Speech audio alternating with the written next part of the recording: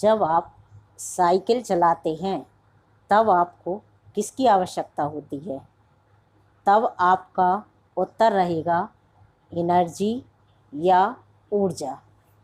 आइए आज हम ऊर्जा के विषय में पढ़ते हैं।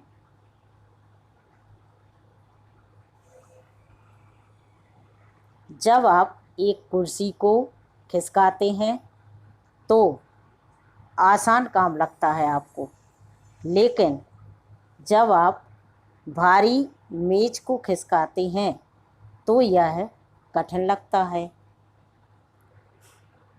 कुर्सी को खिसकाने में कम ऊर्जा व मेज को खिसकाने में अधिक ऊर्जा लगती है। इस प्रकार कार्य करने की क्षमता को ही ऊर्जा कहते हैं।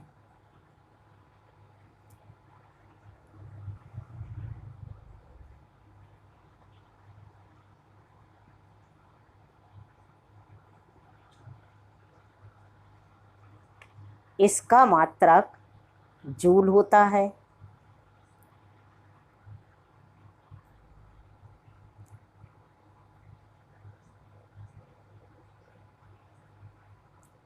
ऊर्जा के कई रूप होते हैं। नंबर 1 यांत्रिक ऊर्जा, जिसमें गतिज व स्थितिज ऊर्जा आती है।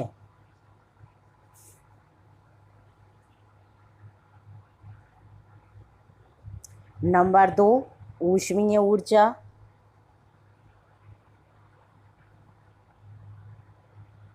नंबर 3 रासायनिक ऊर्जा,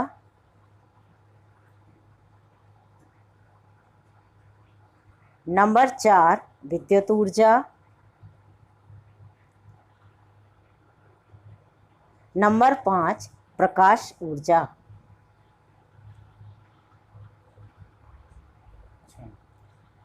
क्या आप बता सकते हैं कि पवन चक्की से विद्युत कैसे बनती है, या क्रिकेट में गेंदबाज दौड़कर क्यों आता है?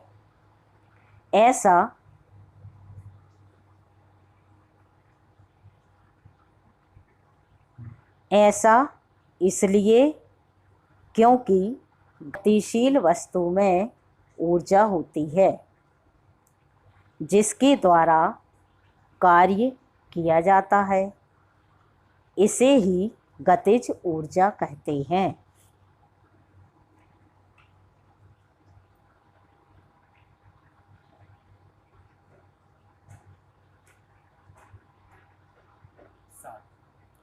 क्या आपने महसूस किया है कि गोल रिबन को जब हम फैलाते हैं तो वह अपनी प्रारंभिक स्थिति में कैसे आता है? ऐसा इसलिए क्योंकि इस पर किए गए कार्य के कारण इसमें कुछ ऊर्जा संचित हो जाती है। ऐसा ही स्प्रिंग के साथ होता है। इस संचित ऊर्जा को ही स्थितिज ऊर्जा कहते हैं।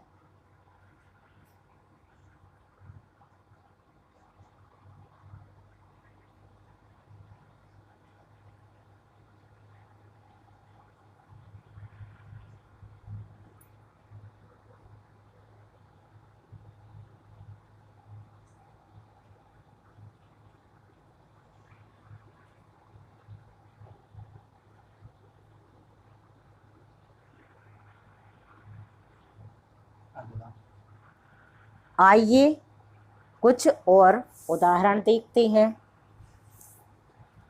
सूरज ऊर्जा का स्रोत है, उससे यह ऊर्जा पौधों को मिलती है और पौधों से यह ऊर्जा मानव और पशु पक्षियों को मिलती है।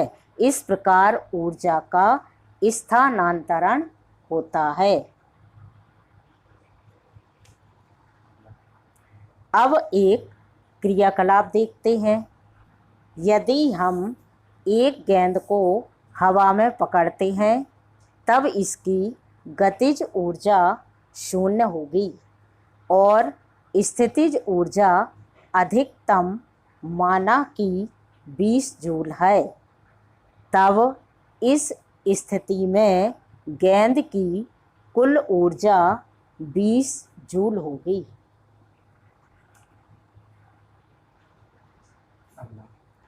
अब गेंद को ऊपर से छोड़ते हैं तो इसकी स्थितिज ऊर्जा घटती जाती है और गतिज ऊर्जा बढ़ती है। नीचे आते ही इसका वेग अधिकतम होगा। इस स्थिति में गतिज ऊर्जा 20 जूल और स्थितिज ऊर्जा 0 होगी, अर्थात कुल ऊर्जा नियत रहती है।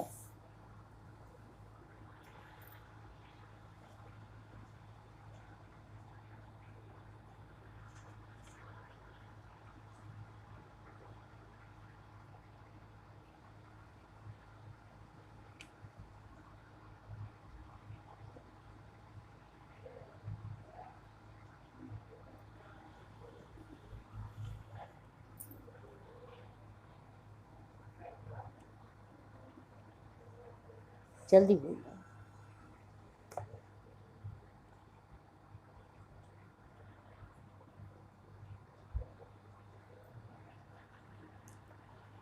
इन प्रयोगों के आधार पर हमने देखा कि ऊर्जा केवल एक रूप से दूसरे रूप में रूपांतरित हो सकती है, ना तो इसे उत्पन्न किया जा सकता है ना ही इसका विनाश किया जा सकता है। इसे ही ऊर्जा संरक्षण का नियम कहते हैं। इस प्रकार हमने दैनिक जीवन के अनुभवों से विज्ञान के सिद्धांतों को समझा।